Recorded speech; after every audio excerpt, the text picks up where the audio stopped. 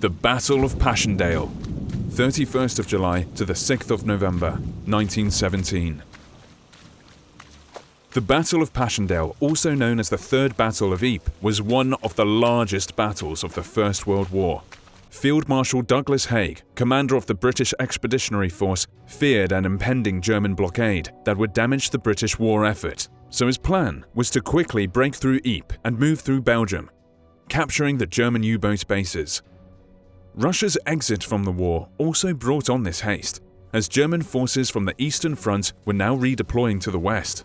A positive, however, was that the British had been victorious at the Battle of Messines in June of that year.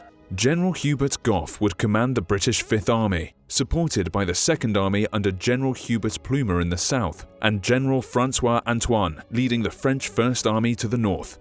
The German Fourth Army had strengthened its positions and had 3 defensive lines. The battle would be preceded by a 10-day bombardment by 3,000 guns, which failed to destroy the German positions.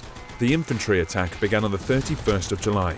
The supporting French First Army and the British Second Army gained much ground, but the main army, the Fifth, made little progress.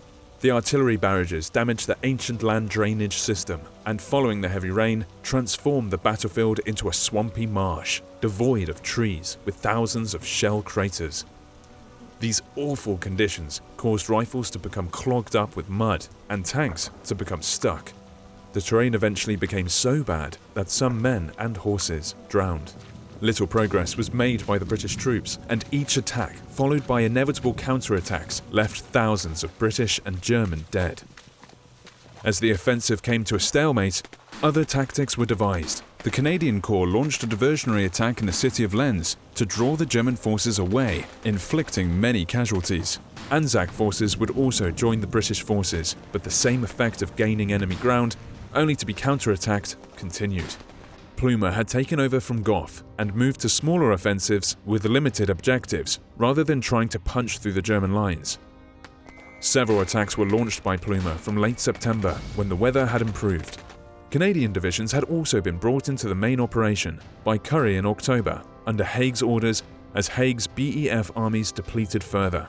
Eventually, the British and its Empire forces captured the ridge that had been in German hands. The capture of Passchendaele village ruins, merely 5 miles from the start of the offensive by British and Canadian forces from the Germans on the 6th of November, ended the offensive. Haig claimed a British victory, but it had been a costly offensive. British and Empire troops suffered 300,000 casualties, while the Germans suffered around 260,000 casualties. Watch our other videos to learn more. Get your copy of Simple History World War I, available on Amazon now.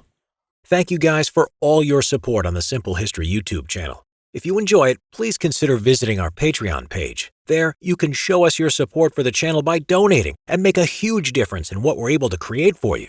Plus, you can get early access on upcoming videos. So let's keep it growing, and thank you for being part of this amazing community.